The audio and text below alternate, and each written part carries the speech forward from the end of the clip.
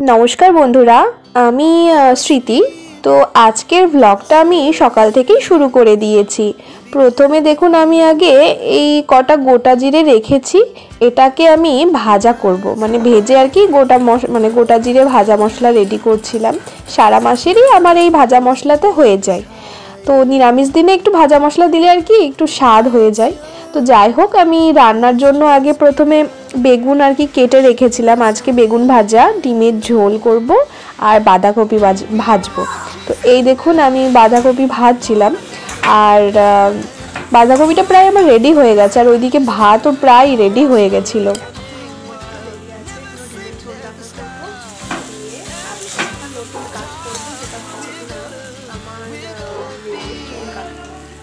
দেখতে থাকুন আমার ভিডিও। আসলে আমি আমার মেয়ের চুল কাটতেই থাকি, আমাদের চুল বড় হলেই আমি ওর চুলটা ছেড়ে দিই, ছোটো করে দিই। তো যার জন্য একটু তাড়াতাড়ি রান্না করার চেষ্টা করছি, সে ওর চুলটা কাটবে। বাঁধাকপিটা প্রায় হয়ে এসেছে, ভাতটা প্রায় হয়ে এসেছে। আর এই যে আমার মেয়ে সৃজা, তো আজকে আমি ওর এই চুলগুলো কাটবো। দেখতে পুরো একেবারে বাদরের মতো লাগছে। তো এই দেখুন আমি চুল কাটতেই বসেছি ওর। আসলে ওই বাড়িতেই আমি ওর চুলটা আমি ছেটে দিই আর কি, যেই একটু একটু বড় হয়ে যায় তো ঘরেই আমি ছেটে দিই। আর টাক করা হলে তখন আমি বাইরে থেকেই টাক করিয়ে নিই।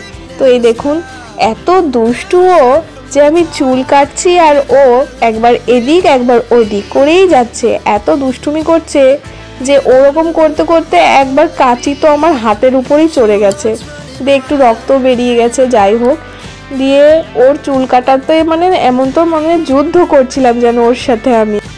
ছোটোবেলায় আগে আমিও সেলুনেই চুল কাটাতাম, তো এইরকম বব কাটিং করেই আমাকে চুল কাটিয়ে দিত।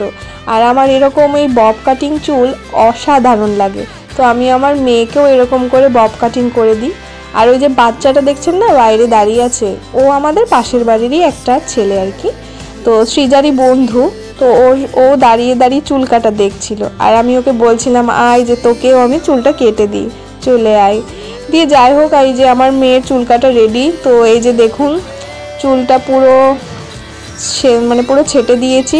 আশা করছি খুবই ভালো লাগছে, ওর তো খুবই পছন্দ আর আমারও খুবই ভালো লাগছে এরকম টাইপের চুলটা কাটা। তো যাই হোক একটু ছেলে ছেলে টাইপের কেটে দিয়েছি, কিন্তু আমার মেয়েটা তো বদমাসের বিচ্ছু, ও ছেলের মতো করেই ড্রেস আপ পরে থাকবে। এই যে দেখুন গেঞ্জি আর প্যান্ট পরে দাঁড়িয়ে রয়েছে। তো এই যে রেডি হয়ে গেছে আর ওকে আমি বলছিলাম যে তুমি স্যাটিসফাইং হয়ে গেছো তো, দিয়ে ও খুবই খুশি।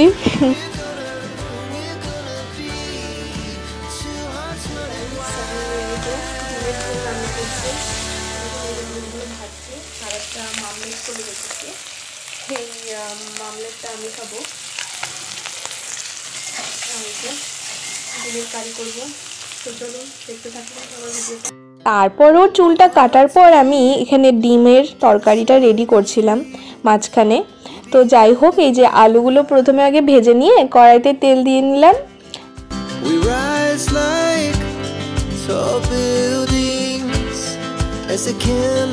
এরপর জিরে ফোড়ন, তারপরে তেজপাতা, এগুলো সমস্ত ফোড়ন দিয়ে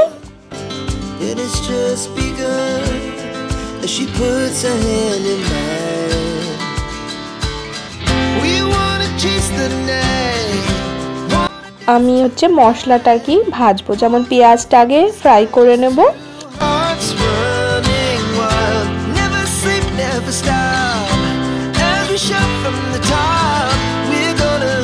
দিয়ে তারপর ওই যে পেস্ট করেই রেখেছি আমি আদা, টমেটো, রসুন, কাঁচা লঙ্কা পেস্ট করে রেখেছি, ওটাকে দিয়ে ভালো করে আমি কষিয়ে নেব ডিমের ঝোলটাকে।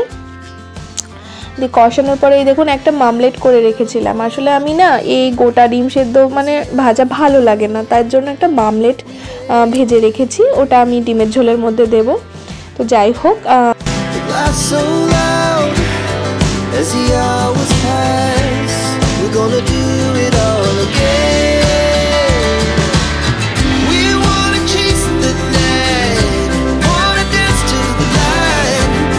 আমার ডিমের ঝোলটা প্রায় রেডি হয়ে যাবে। কষিয়ে নেওয়ার পরে জল দিয়ে নিয়ে এবার আমি ডিমের ঝোলটা পুরো রেডি করে দিলাম।